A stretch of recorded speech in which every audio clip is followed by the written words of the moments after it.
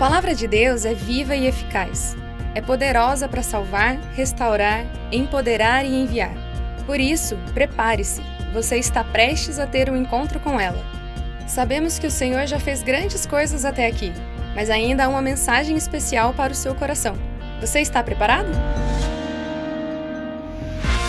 Para acompanhar a mensagem e os versículos usados, preparamos um esboço digital que está disponível no aplicativo Igreja da Cidade, disponível para Android e para iOS, e em nosso site, que pode ser acessado através do QR Code.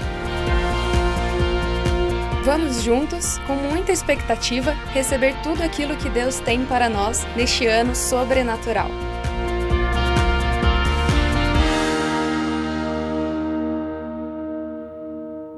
Bom dia, igreja. Gostaria de cumprimentá-los com a paz do nosso Salvador Jesus e agradecer mais uma vez os pastores Carlito Paz e Leila Paz por tudo que eles têm representado no nosso ministério e pela maneira que eles têm abençoado as igrejas em Portugal e na Europa através da rede Inspire. E também agora temos sido abençoados pela vossa igreja através da escola, do IC College. Este ano nós já tínhamos enviado 3 alunos, um dos quais meu filho, o Mateus, e também a Larissa e a Isabela. E um novo aluno veio de Portugal para o IC College, o João. Acho que eu estou a ver o João ali a algum lado. E que alegria também estar aqui no Brasil e ver os pastores amados lá de uma das nossas igrejas de Portugal, pastores Fernando e Kátia, fique de pé. E muito obrigado, que bênção, que honra tê-los aqui. O Gui Brasil também.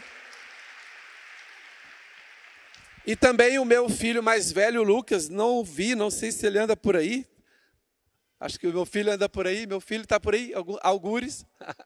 Em algum lugar meu filho, o Lucas, está por aí, que bênção. Amém. Queridos irmãos, mostrar aqui a foto da minha família. É possível colocar aí a foto da família? Olha que família linda, irmãos. Olha que Deus é bondoso para comigo. Então ali a minha esposa, a Kênia. Do meu lado está o Lucas, meu filho mais velho, e o Mateus, que terminou o college agora. Nós viemos para a formatura dele na semana.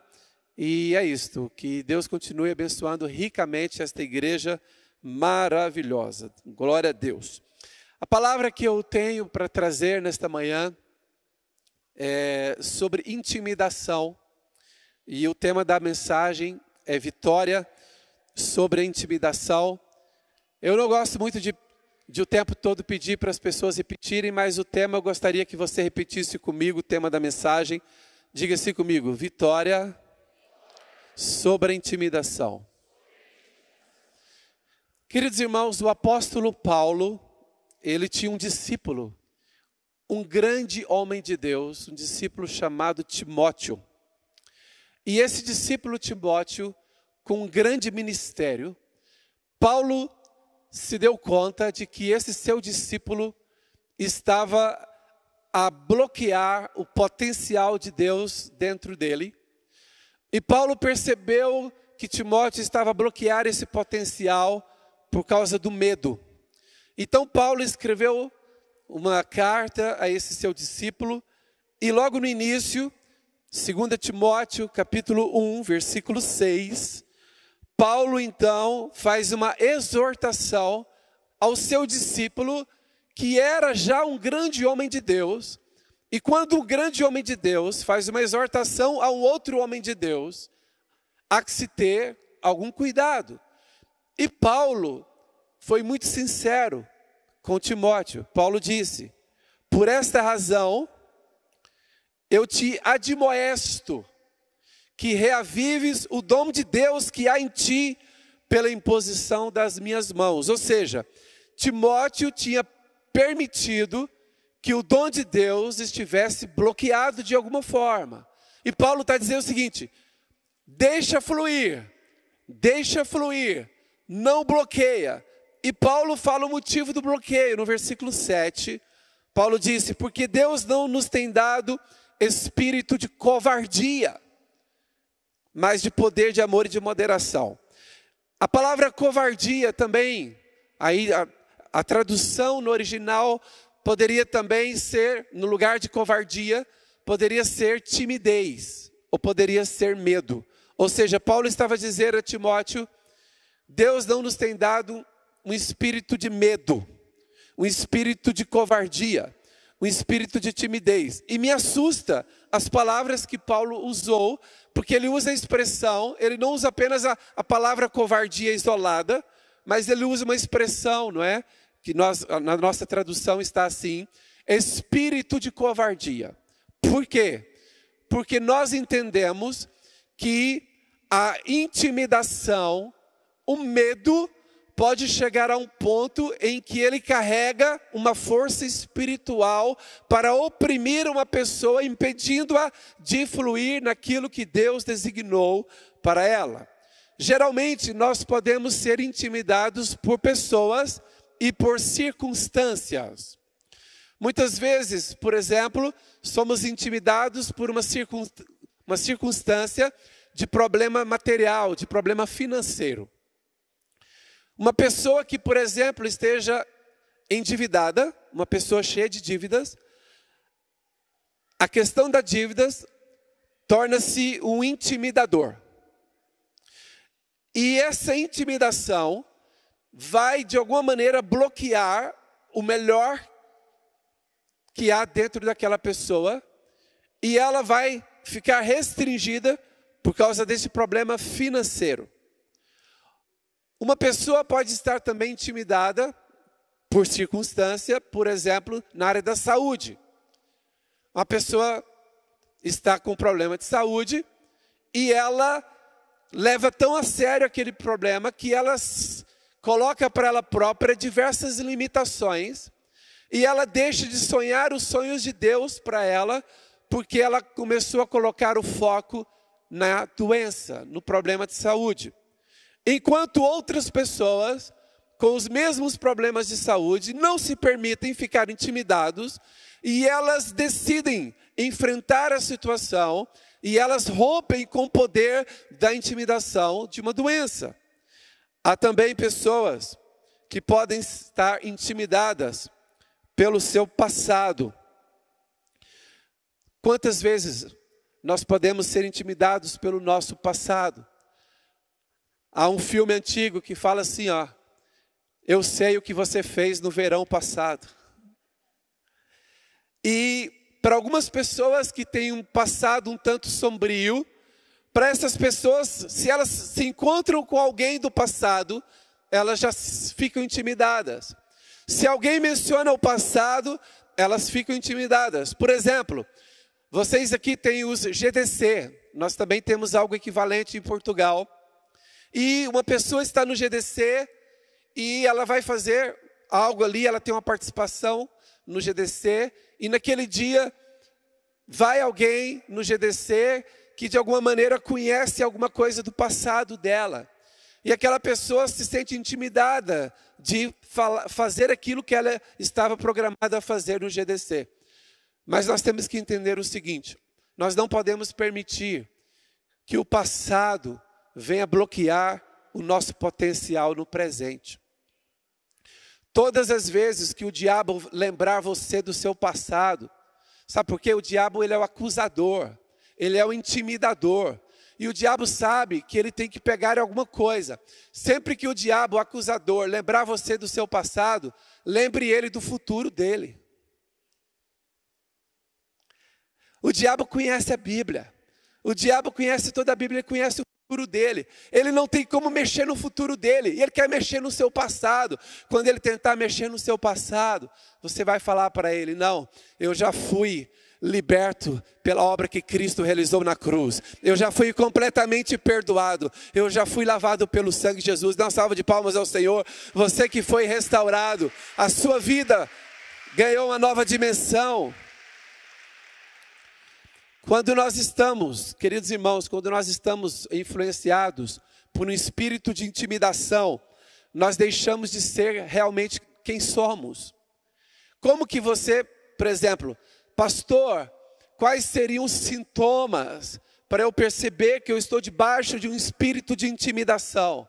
um dos sintomas é que você deixa de ser quem você é. Você passa a querer agradar alguém. Por exemplo, há pessoas que estão em relacionamentos tóxicos. Relacionamentos que criaram uma codependência. Esse relacionamento está sendo um relacionamento doentio. E há pessoas que são manipuladoras. Pessoas manipuladoras sabem trabalhar com intimidação. A pessoa que ela sabe que você é intimidada pela presença ou pelas ações dela, ou pelas palavras dela, aquela pessoa, ela, infelizmente, ela vai controlar você pela intimidação. Há pessoas que estão a controlar outras por espírito de intimidação, e quando a outra não faz o que ela quer, sabe o que a pessoa controladora faz? Ela entra em silêncio, ela se ausenta por um pouco, para a pessoa manipulada sentir assim, eu magoei, eu feri, eu tenho alguma culpa, e a pessoa volta para o controle. Você não pode deixar de ser você mesmo, deixando que alguém manipule as suas emoções, a sua alma, controlando você. Você precisa ser uma pessoa livre, para que a sua alma não fique mais doente. Sintomas de intimidação. A intimidação rouba a sua alegria. Você era uma pessoa mais alegre. Você até conseguia rir de alguma piada. Hoje você tem cara fechada. Você perdeu. A intimidação rouba a alegria. A intimidação mata a esperança. Tem pessoas que com 40 anos já não querem fazer projetos de vida. Já não querem sonhar. Eu soube de uma pessoa que quando fez 80 anos de idade, ela fez um plano para os próximos 10 anos. Alguém disse assim, como você sabe que você vai chegar aos 90? Ele disse, eu não quero saber. Eu quero saber que se eu chegar, eu tenho plano para lá chegar. Sabem, queridos irmãos, é como aquela história que diz assim, ó, fulano morreu aos 40 anos, mas foi enterrado aos 80. Porque nós morremos quando nós paramos de sonhar. E pessoas que estão intimidadas por circunstâncias da vida, pelo sofrimento, por dificuldades da vida, param de fazer projetos para o futuro. Sabe, irmãos, a intimidação leva você a fazer coisas que você de outra forma não faria, ao ponto de que quando você é liberto da intimidação, você olha para trás e diz assim consigo mesmo, por que eu fiz aquilo que eu fiz? Onde que eu estava com a minha cabeça de ter ficado 4 anos debaixo daquela dependência, debaixo daquela intimidação, debaixo daquela opressão, daquela circunstância, daquela pessoa. Quando você é liberto da intimidação, você olha para trás e você fala assim, como eu me permiti ficar debaixo daquela intimidação? John Bevere, um autor que eu aprecio muito, ele disse a seguinte frase sobre a intimidação. O objetivo da intimidação é fazer com que renunciemos à nossa autoridade. Sabe que há pais que renunciaram à sua autoridade, pais intimidados por filhos, pais que já não são os pais que queriam ser, porque os filhos os intimidaram. Há pessoas que estão intimidadas pelo patrão, pelo colega de trabalho, por um líder espiritual. Liberte-se, você é livre em Jesus. O objetivo da intimidação é fazer com que renunciemos à nossa autoridade, tornando deste modo os nossos dons inoperantes. Assim ficamos reduzidos a operar em nossa própria força e capacidade limitadas. Isto geralmente muda a nossa posição. Uma pessoa que se coloca debaixo de intimidação, ela muda de posição espiritual e natural, que de ofensiva passa a ser a defensiva. Então, cientes de que somos vulneráveis, recuamos ainda mais para uma posição confortável e segura. Uma pessoa que está debaixo de intimidação, ela baixa o padrão de vida. Uma pessoa debaixo de intimidação, ela diz o seguinte, não, se eu tiver o mínimo, eu estou satisfeito. A pessoa intimidada, desesperançada, desesperada, enfraquecida, ela vai se contentar com o mínimo possível e se acomodar, porque ela está intimidada e os dons que Deus colocou dentro dela estão aprisionados. Ela foi paralisada pela intimidação. Se você hoje não tem coragem de falar de Deus, de servir a Deus, você está intimidado. Há pessoas aqui que queriam ser voluntários na igreja, mas quando eles pensam, não, mas eu não sou digno de ser voluntário nesta igreja, eu não sou digno de fazer alguma coisa nessa igreja. Você está debaixo de um espírito de acusação. Você está debaixo de um espírito de intimidação. Ah, quem sou eu para liderar um GDC? Quem sou eu para liderar um ministério na igreja? Quem sou eu para servir nesta obra? Olha quem eu sou. Você está debaixo de uma mentira, porque você é um filho de Deus, você é um escolhido do Senhor. Deus tem um plano para a sua vida. Pode dar uma salva de palmas a Jesus. Jesus liberta a sua alma para você se posicionar. Quando você deixa ficar debaixo de uma intimidação, você já não consegue avançar, você só dá passos para trás, você recua. Você fica confuso. E um dos sinais da intimidação é confusão sobre a vida e sobre o futuro.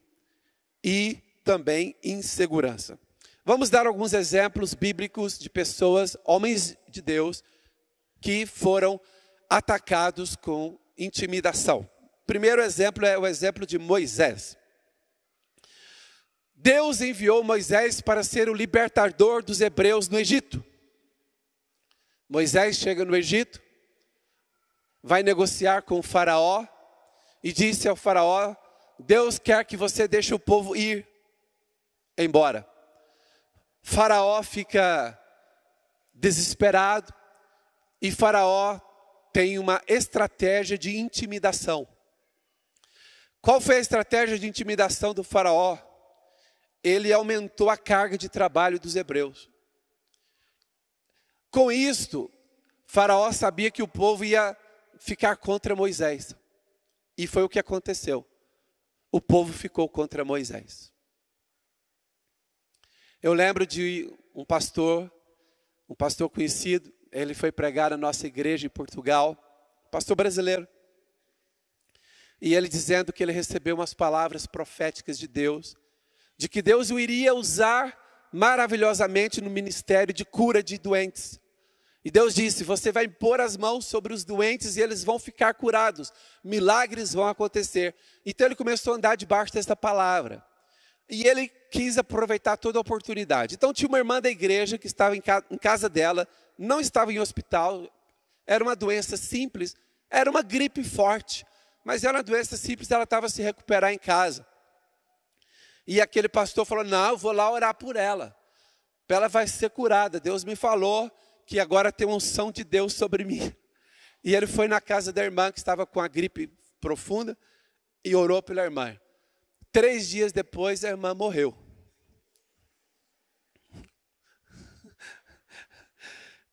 Aí ele começou a ficar debaixo da intimidação. Mas e se eu orar com mais alguém e morrer? Aí tinha um irmão que estava internado no hospital. E ele se disponibilizou e foi orar com o irmão no hospital. Voltou para casa e recebeu a notícia que o irmão tinha morrido. Mas ele não desistiu, foi orar com a terceira pessoa. Óbito. Aí ele ficou intimidado. Aí ele já não tinha coragem. Quando alguém dizia: olha, vamos orar pelos doentes na igreja, ele já se afastava. Ele foi intimidado. Até que um dia ele entendeu. A palavra de Deus diz para eu impor as mãos sobre os doentes e eles ficarão curados. Eu vou agir pela palavra de Deus e não serei intimidado pelas minhas más experiências. E ele insistiu a orar com as pessoas. E a partir daí nasceu o ministério para curar pessoas. Sabem, as coisas grandes que Deus quer fazer na sua vida, usar no seu ministério, as coisas que Deus quer usar você, no início, o diabo vai contra-atacar com intimidação. Foi o que aconteceu com Moisés. Então Moisés volta-se para Deus, duvidoso do seu chamado, da sua vocação. Olha o capítulo 5, verso 22. Moisés ficou na dúvida se Deus realmente queria fazer algo através dele. A intimidação, ela semeia dúvida na nossa mente e no nosso coração. Então, Êxodo 5, 22. Então Moisés, tornando-se ao Senhor, disse: ó Senhor, por que maltrataste este povo? E por que me enviaste? Ou seja, ele questionou o envio de Deus, a missão que Deus tinha dado. Pois desde que me apresentei a Faraó para falar em teu nome, ele tem maltratado este povo, e tu de maneira nenhuma livraste o teu povo. Moisés estava debaixo de intimidação. Mas Deus libertou Moisés da intimidação. Vamos ver o versículo? Êxodo 6, verso 1. Disse o Senhor a Moisés: agora verás o que hei de fazer a Faraó, pois por mão poderosa os deixará ir, por mão poderosa os lançará fora da sua terra. Deus motivou Moisés. Verso 6. Portanto, diz aos filhos de Israel: eu sou o Senhor, e vos tirarei de debaixo das cargas do Egito, e vos livrarei da sua servidão, e vos resgatarei com braço estendido e com grandes manifestações de julgamento. Tornar-vos-ei por meu povo, e serei vosso Deus, e sabereis que eu sou o Senhor, vosso Deus, que vos tiro de debaixo das cargas do Egito, e vos levarei à terra, a qual jurei dar a Abraão, a Isaque e a Jacó, e vos-la darei como possessão. Eu sou o Senhor. Então Deus veio com uma palavra forte para Moisés, para quebrar o espírito de intimidação dele, e quebrou. Sobre Moisés quebrou, mas e sobre os hebreus? Quando Moisés, em obediência a Deus, vai falar com o seu povo, com os hebreus, olha o que a palavra nos fala. Êxodo capítulo 6, versículo 9. Moisés vai motivar o povo. Êxodo 6, 9. Desse modo falou Moisés aos filhos de Israel, mas eles não atenderam a Moisés. Olha que coisa interessante. Deus falou com Moisés, Moisés atendeu a Deus. Moisés, por sua vez, falou com os hebreus, mas eles não atenderam a Moisés. Qual o motivo? Por causa da ânsia de espírito e por causa da dureza da escravidão. O que eu tiro daqui? O sofrimento, ele nos coloca debaixo de uma intimidação em que nós deixamos de acreditar que uma nova vida é possível. Aqueles escravos, os hebreus escravizados, com tanto trabalho, eles perderam de vista a ideia de liberdade. O diabo quer roubar, quer matar a sua possibilidade de ver uma vida em liberdade, em alegria, uma vida. Quem quer ter uma vida feliz, alegre? O diabo quer roubar essa possibilidade, dizendo para você: não vai dar certo, você não nasceu para vencer, você é um fracasso. Os hebreus não atenderam a Moisés, mas Moisés não foi intimidado. E ele voltou a negociar com o faraó, até que libertou o povo do Egito. Um outro exemplo que eu quero trazer é de Davi. E um exemplo de intimidação foi o gigante Golias. Sabem que gigantes nos intimidam. Aquela conta que você tem para pagar é um gigante. Aquele diagnóstico que o médico deu é um gigante. Aqueles problemas no ministério são gigantes. Os gigantes nos intimidam. E a Bíblia mostra em 1 Samuel 17:10 que a intenção de Golias, como gigante, era intimidar Israel. E ele conseguiu. Disse mais o filisteu: hoje afronto as tropas de Israel. O gigante, o diabo, é intencional. Ele quer afrontar você, para você ficar intimidado. Hoje afronto as tropas de Israel. Dai-me um homem para que ambos pelejemos. Quando Saul e todo Israel ouviram estas palavras do filisteu, o que aconteceu com eles? Qual foi a reação? Espantaram-se e temeram muito. Um único homem, um gigante, conseguiu intimidar um rei e um exército e um povo. intimidado. Como que Golias intimidava? Pela sua estatura, pelo tamanho das suas armas e por palavras. Nós somos intimidados por palavras.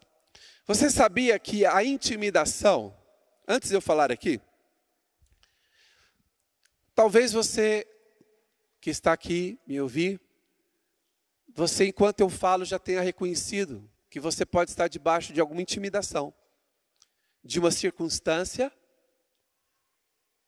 ou de alguma pessoa. Se você está debaixo de uma intimidação, você não está sendo a pessoa que você gostaria de ser, você está oprimido. E você está paralisado em algumas coisas que você queria fazer. Você desistiu de sonhos e projetos. E como eu estava a dizer, a intimidação percebe-se até no esporte. Quem aqui gosta de futebol? Futebol. Só? Eu estou no Brasil mesmo? Quem aqui gosta de futebol? Eu gosto de futebol. Aqui vocês estão acompanhando a Copa América. Lá na Europa, nós estamos acompanhando neste momento a Eurocopa. E eu digo para vocês, a partir de agora vocês vão torcer para Portugal. Combinado? Combinado lá para Portugal? Gente, pouco, gente. Que é isso, gente? Portugal? Portugal? Vamos torcer para Portugal. Portugal joga amanhã. Olha, no esporte acontece intimidação. Por exemplo, o árbitro deu um pênalti. E o jogador vai bater o pênalti. Você pode ver que o goleiro vai tentar fazer o quê com o batedor do pênalti? Vai intimidar. Ele vai lá perto da bola, ele vai falar assim, você vai errar, você vai falhar, vai mexer lá na grama e vai ficar lá assim, ó. E o jogador fica intimidado. E pior, se o jogador bater o pênalti e errar, ou o goleiro defender, o time todo fica intimidado. E o outro time vai para frente. Olha a reação da intimidação. Aí tem um outro pênalti. Aí os caras falam assim, o técnico, coloca o mesmo para bater o pênalti? Não, ele está intimidado. Coloca outro. Mas o outro vai lá e também está intimidado, porque o goleiro vai falar, o outro acertou, errou, você vai errar também. Então, irmãos, no esporte acontece intimidação.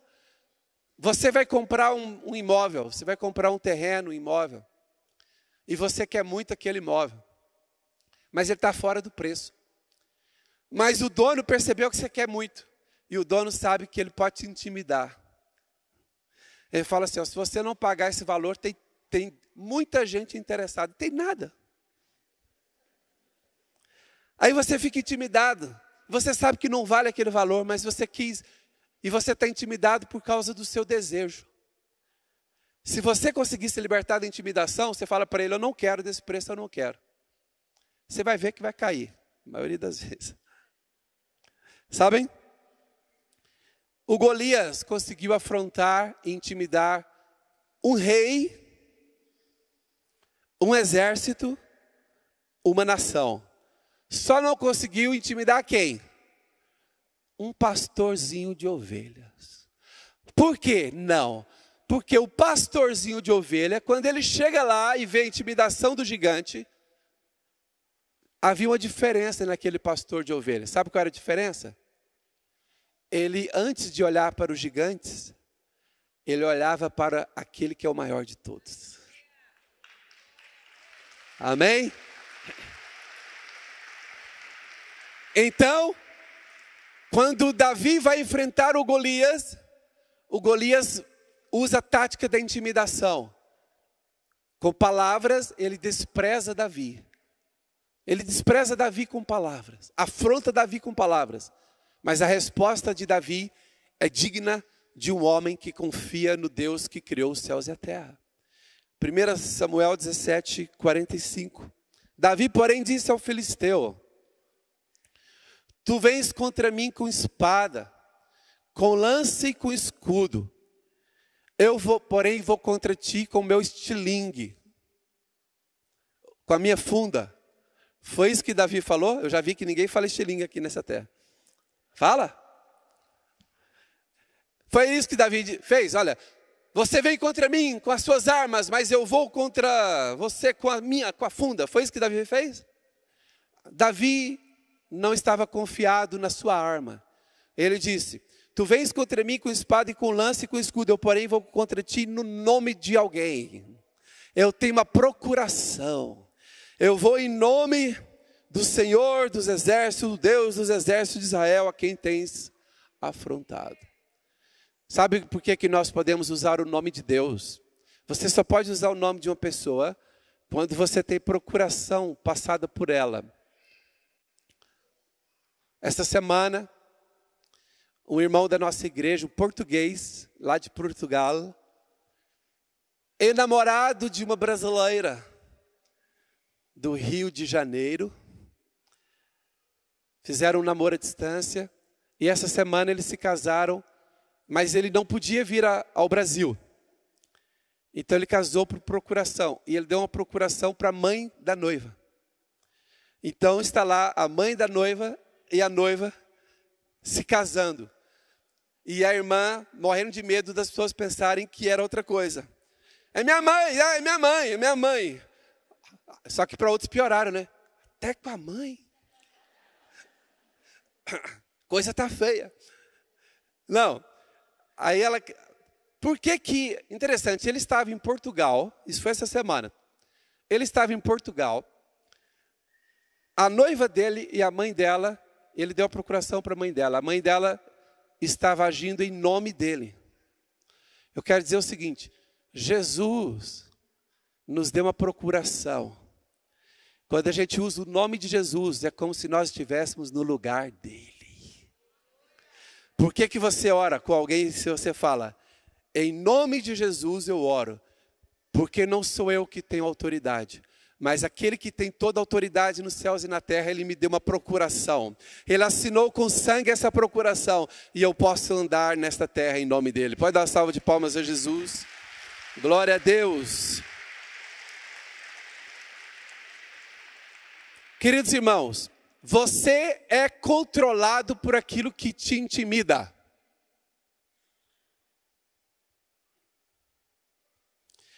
E você é limitado e paralisado por aquilo que te intimida.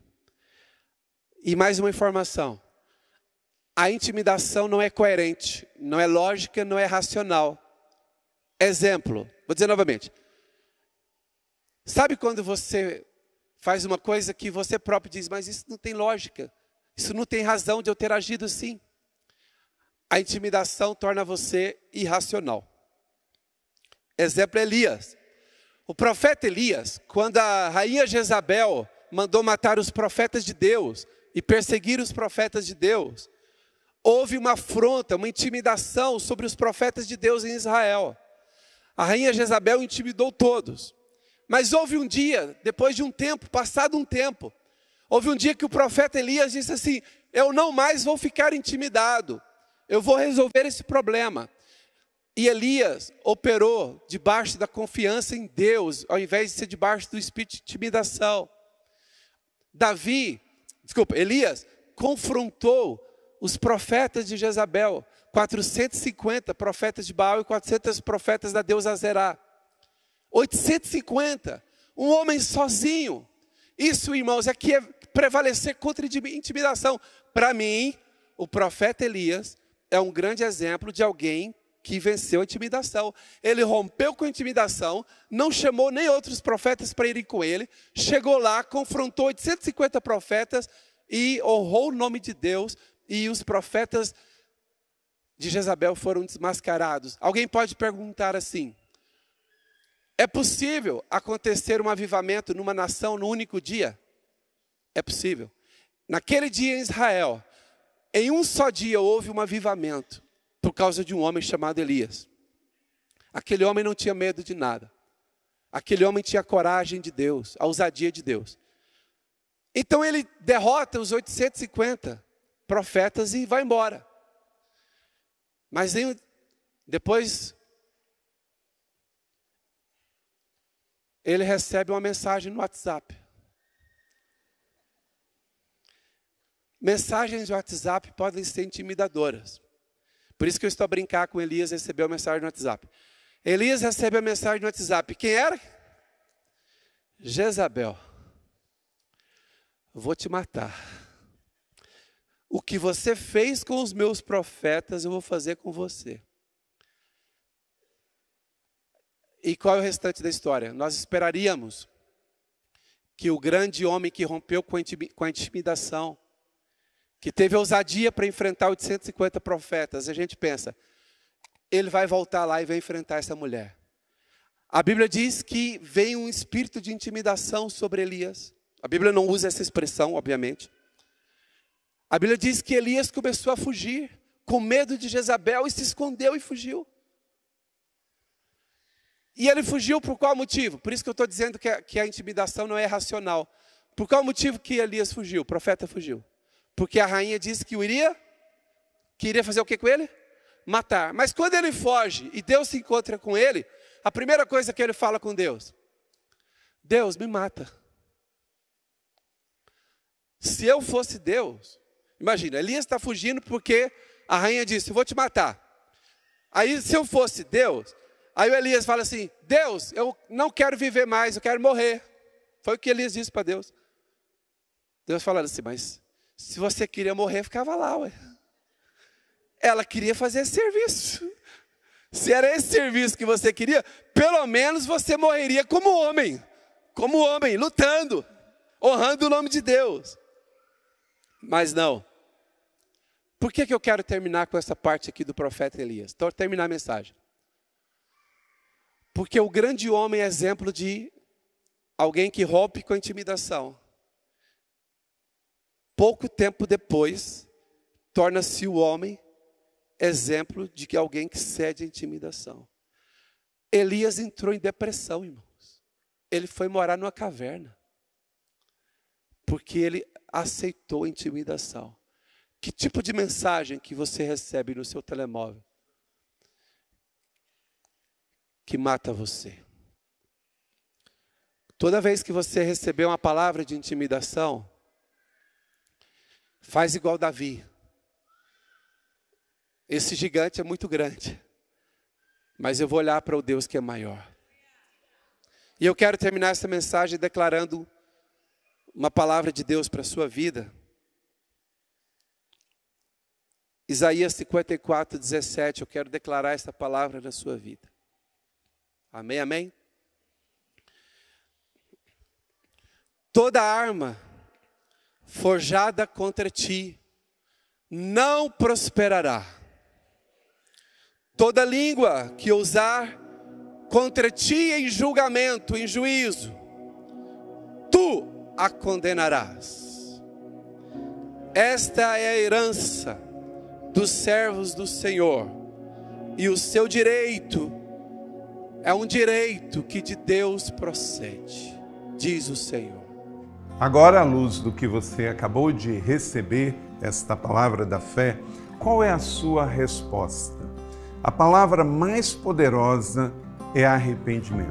Quando nós nos arrependemos e cremos, a palavra de Deus entra em nossa mente, em nosso coração e nos transforma.